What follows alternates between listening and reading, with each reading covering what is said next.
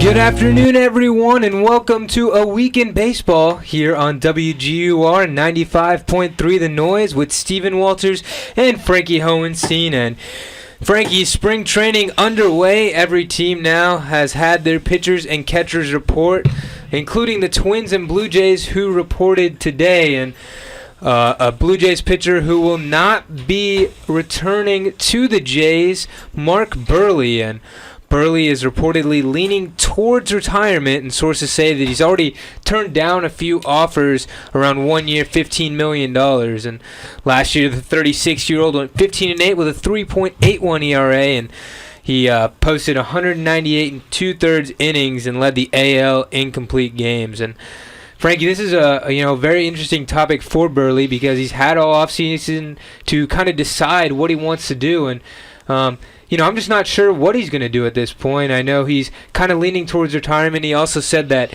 he came in the league quietly after being a 38th round pick in 98 and will most likely leave quietly. What are your thoughts on Mark Buehrle? What did you like the most about him? Yeah, right now, being older in age, he's kind of more of that control pitcher than when he used to be in his younger years, throwing a little bit harder. So now he's more working on the control and the off-speed pitches.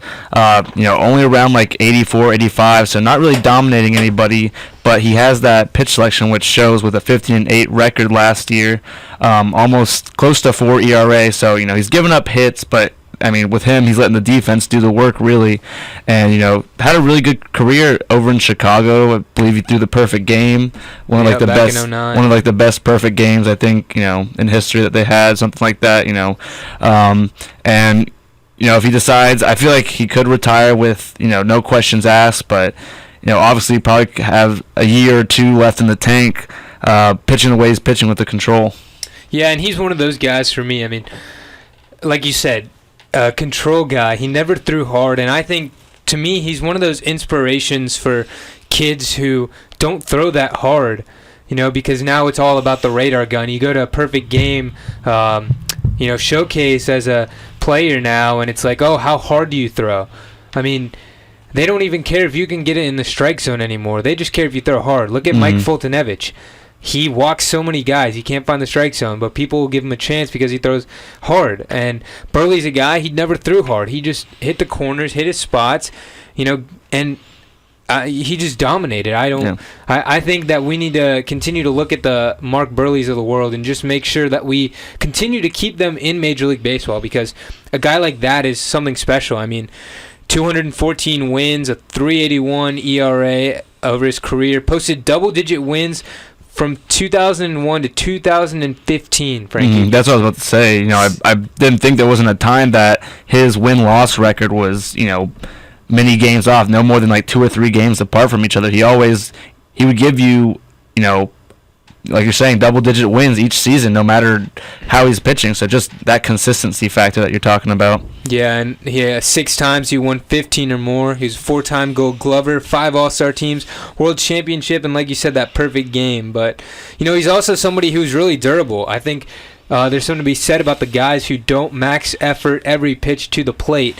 From 2001 to 2014, he exceeded 200 innings, and last year was the 1 year he did not in any of his full seasons, and he had 198 and two-thirds, so an inning and a third off. So just one of those guys, really fun to watch for me. Kept hitters off balance and made games quick. Yeah. But he's definitely going to be missed if he chooses to retire.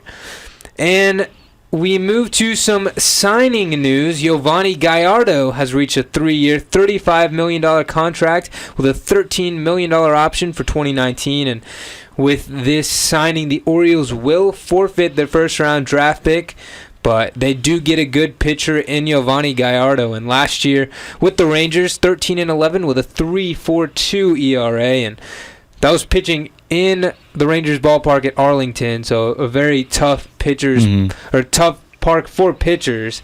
And career 102 and 75, 3.66 ERA. Frankie, what do you like about the Gallardo signing for the Orioles? Yeah, for the Orioles, really good pickup here. We've seen a lot of good things with Gallardo out in Milwaukee and in Texas, and very durable guy. He's thrown at least 30 games.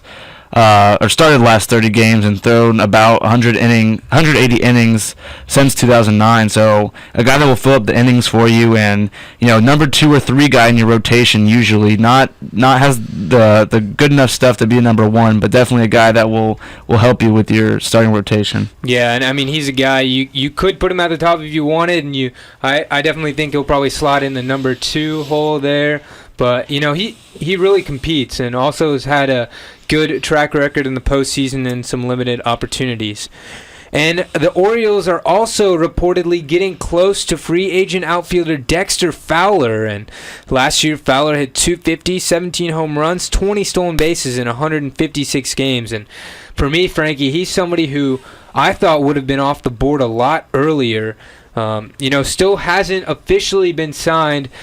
What are your thoughts on, what Dexter brings to the table? Because for me, his skill set, I would have thought he would have been signed. Yeah, that's the thing. Looking at his numbers, if you just, saw this on paper, didn't really ever see him play, and didn't know how he played the game, you kind of think, okay, average guy, a little bit of power, a little bit of speed, hits for average, kind of, in the above average in all categories. But, I mean, really good in the outfield, a really good speed guy that, is very good defensively and does a lot for you out there. Also, on the base pass as well, being so fast. Just a long, lanky guy, long legs, and just big strides, which makes him so great for center field and the base pass as well. And then he's got that extension too with his swing, where he can put the ball out if he wants to. So he's got everything that you would ask for in a player. And like you're saying, surprised that he wasn't signed earlier by somebody. The Cubs picking up Jason Hayward's kind of similar in that nature, the type of player that they are, the same kind of build and set that they are. So, 84 walks last year, a lot of plate discipline, and gets on base. So, I mean, the Orioles will be happy to sign him. Yeah, I mean, who wouldn't want a guy at the top of their lineup who gets on base? Career .363 on base percentage, and just one of those players. I mean, I'm not going to say he's as good as Jason Hayward, because I think Jason excels in a few more aspects of the game, but he is pretty close, and you also don't have to pay the Jason Hayward price tag. But moving to off-the-field transactions, and the Royals locking up their crew. They locked up 2 contract extensions, manager Ned Yost and general manager Dayton Moore. And Yost is going to be signed through 2018, and Moore was extended through an undisclosed amount of time. And these two have really just molded the fabric of Royals baseball that we know today. Yost going into his 7th year with the Royals. He's 468 and 469 over that span. But you also have to remember, at the beginning of his tenure with the Royals, he had some clubs that just really were not there. They were the last place Royals back in the day, but he's done a great job. Every year that he's been there, he has improved the record. 2011, they were 71 and 91. 2012, 72 and 90. 2013, that's when they got to 86 wins.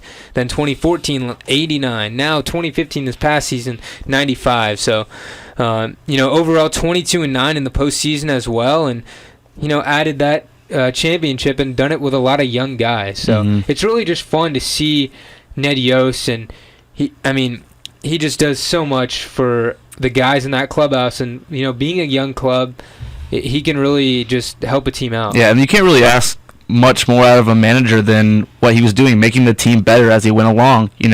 Not anything, no dips, consistency of getting the team better to the point where they can compete for a world championship and then actually win the championship. So it's, having that kind of manager on your team, definitely want to get him on lock. And same thing with Dayton Moore, the GM, made a lot of good moves so far throughout the time that he's been there, signing some key guys, and it's looking like this year they're going to be a pretty dominant force in the league too.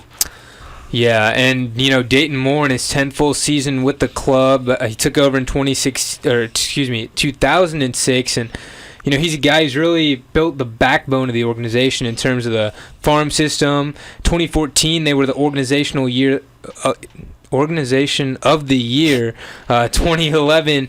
They were ranked by Baseball America, ESPN, and MLB.com as the best farm system. And, a team that's won the most games over the past 3 years in the AL, winning 720. And just a guy who, has brought a lot to this club. I remember there were reports last offseason that, he can easily go back to the Braves in their, when they were trying to find a new general manager. But I think he's really stuck to the Royals, and I'm really glad for them. I think it's a great fit all around. And hopefully, I'm sure we'll see the Royals in the postseason again this year. We'll have the AL Central breakdown next week. Today it will be the AL East. And on to another international signing. The Dodgers have made a splash by signing Cuban right-hander Yasiel Sierra to a 6-year, $30 million deal. And it was originally in place in mid-January. Visa issues kind of held it all up, but Sierra, 24 years old, didn't post the best numbers in the Cuban League, but the Dodgers signing him off potential and what they've seen in the past off Cuban prospects. What do you think, Frankie? Yeah, and that's the thing with the Dodgers we've seen over the past couple of years with, big starting pitching signings internationally with Ryu, past couple of years, and he's did pretty well for them. I believe hurt last season, towards the end of the season, but yeah, it's kind of a risky thing, but when you have enough money to play with that kind of thing, you can kind of throw it wherever you want to, and hopefully, take a risk with it. And sort of for a team like the Dodgers, the money's not really that big of an issue. So if it works out, they look like geniuses. If not, just kind of people forget about it eventually. And little bit more money than you expect, about $5 million a year. But like I said, being the Dodgers, not too much for them. Yeah, it's one of those. For a smaller market team, it'll be like, wow, if he doesn't work out, wow, we wasted this much money on him. For the Dodgers, it's like, okay, that's what that's what falls out of my pocket on a daily basis, to be honest. So, yeah, not too much going on there for the Dodgers, but, they have had some luck with the Cuban signings. Yasiel Puig, Alex Guerrero, but they also haven't done too well. I remember Irisabel Buena. That's a mouthful. I remember he, if I'm not mistaken, he got in like a dispute with a catcher in the minor leagues, and somebody got his ear bitten off or something. Yeah. I don't really want to go too much into that, but Hector Olivera also now with the Braves. We still have to see how that one's going to play out, but yeah, the international prospects definitely getting money thrown at them, but it'll be interesting to see how they continue to pan out. And we will take a quick break, but when we come back, we will break down the off-season moves of the American League East and give you our take on the division winners in 2016.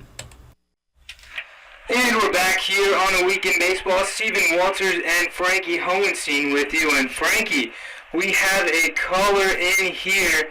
We're going to get to them. And hi, you are on WGUR 95.3 The Noise. Who am I speaking to? Hi, this is Michael. I got a question for y'all, Frankie and Steven. Big Orioles fan caller here. Just with the addition of Gallardo to the team, and then possibly looking at getting Fowler to solidify their outfield and their possible leadoff position, with them finishing right at 500 last year in the division, how do y'all think they'll fare this year? I think they can make a run at the division title. And then how do you think the rest of the whole division will shake out?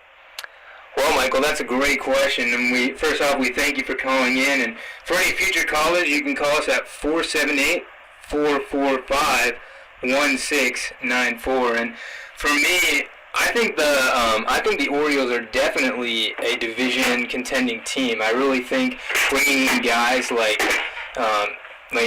you said with Giovanni Gallardo, they've also brought back Chris Davis, and then getting Mark Trumbo, as well as re-signing Darren O'Day. Those are some really key guys that they can, build off of. I know they lost Gerardo Parra, Steve Pearce, but they've really brought their lineup back to where it was and where it needs to be. So, Frankie, what are your thoughts? Yeah, and that's the thing last year especially.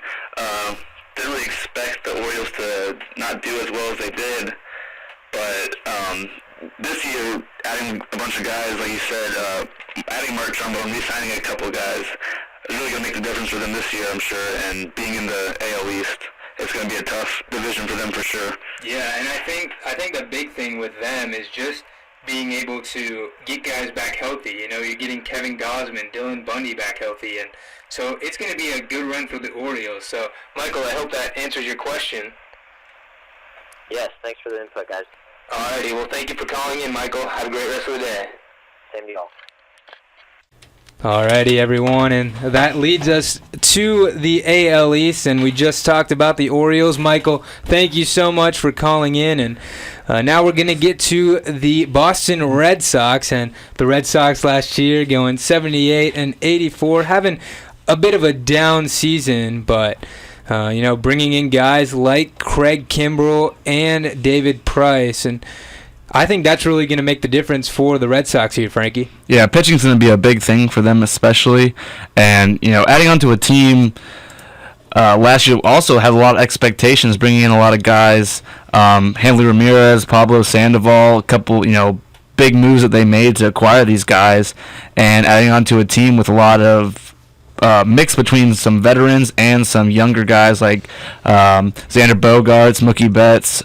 So definitely think they're going to have a solid year, and the AL East is looking like it's going to be a tough division. Yeah, I mean, and I think the big thing for the Red Sox last year, not having that number one, they had a bunch of number threes with guys like Masterson, Porcello. So bringing in Price is perfect, and then adding that, who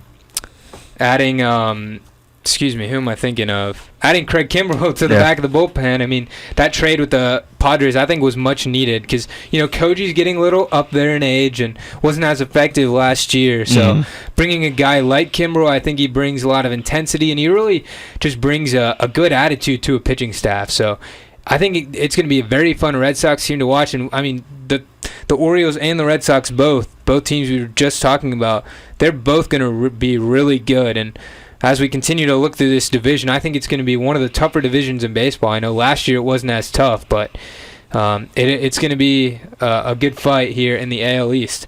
And on to the Bronx Bombers, the New York Yankees last year, going 87-75, getting the wild card spot, and the Yankees this offseason getting guys like Starlin Castro, Aroldis Chapman, and that was kind of the two big moves for them. I know they also got Aaron Hicks from the Twins, but so not as many big moves.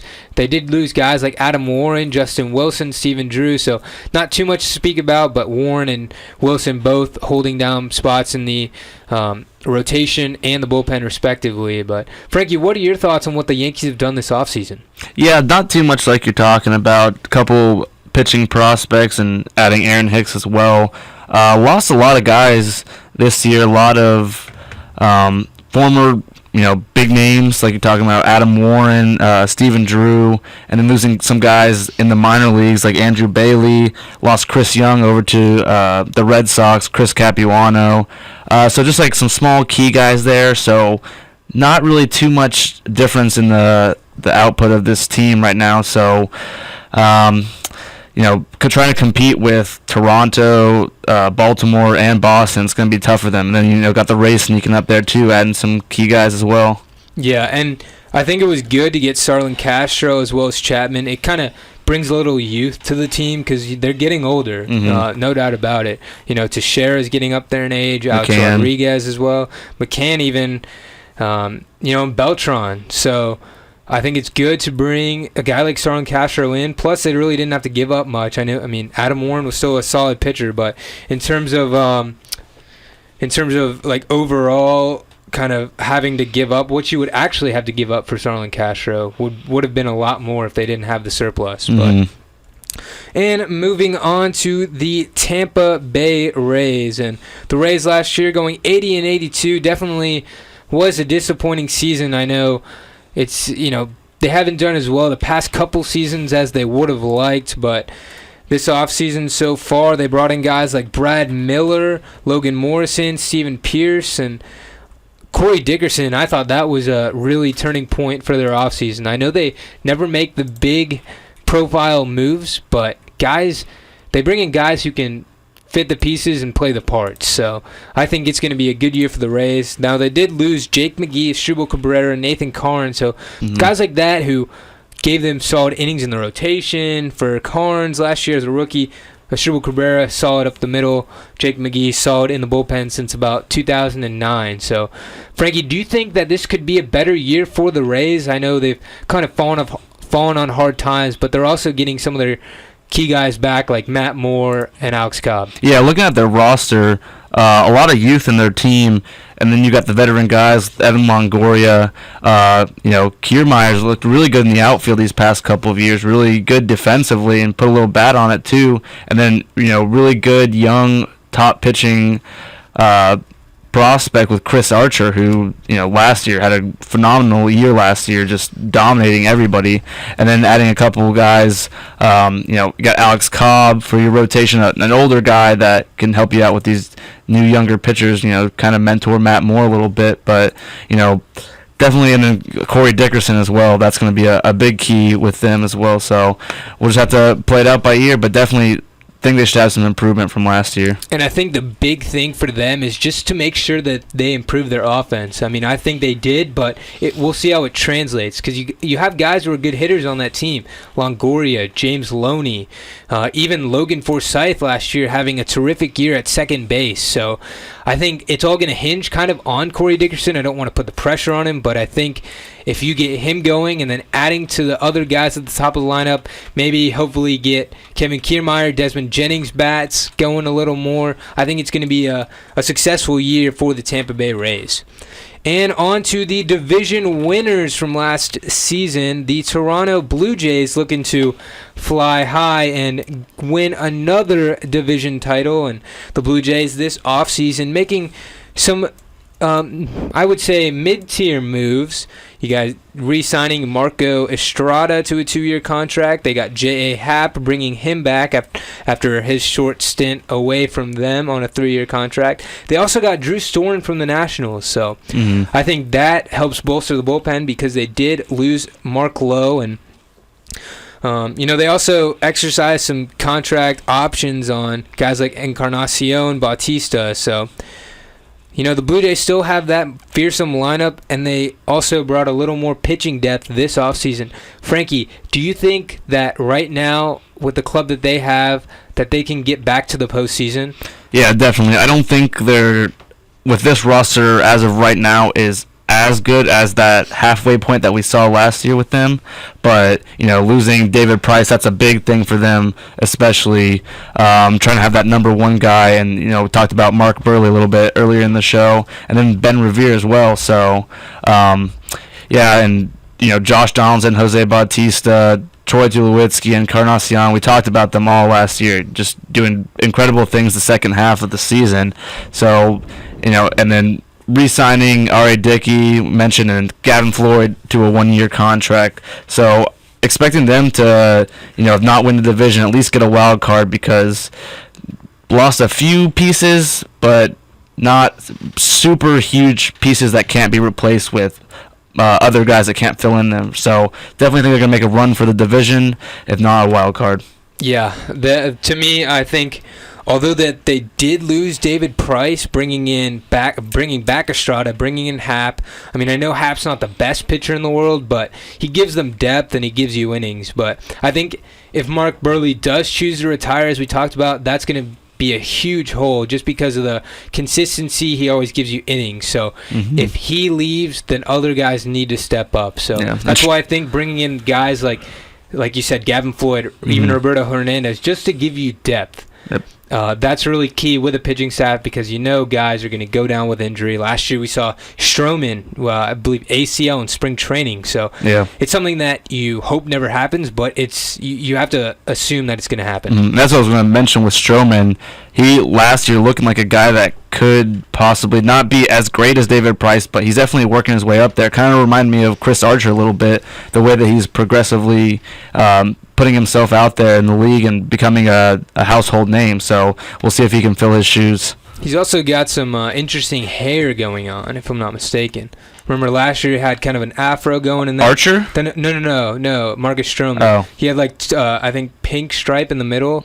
Not really sure what was going on, but hey, whatever works for him. Yeah. He did throw well in the postseason, and if I could throw that fast, I think he's only like 5'10". Yeah, maybe, that's what a lot of people talking about. Being the guy the small guy that's really putting up a fight. So we'll see. Yep, well, that is it for today, but spring training is definitely getting started. On February 28th, the Phillies will take on the University of Tampa Spartans, and the Spartans actually were in town here just a few weeks ago playing the Bobcats, so that's pretty cool. And then March 1st will be the first day of games in spring training, so definitely look out for that. And if any news breaks within the next week, we will have you covered. And if it's before our show, you can follow us on our Facebook page, A Week in Baseball, on our Twitter page, at A Week in Baseball, our YouTube page as well, A Week in Baseball, and our blog, www.aweekinbaseball.blogspot.com. So for Stephen Walters and Frankie Hohenstein, this was A Week in Baseball on WGUR 95.3 The Noise. Have a great rest of the week.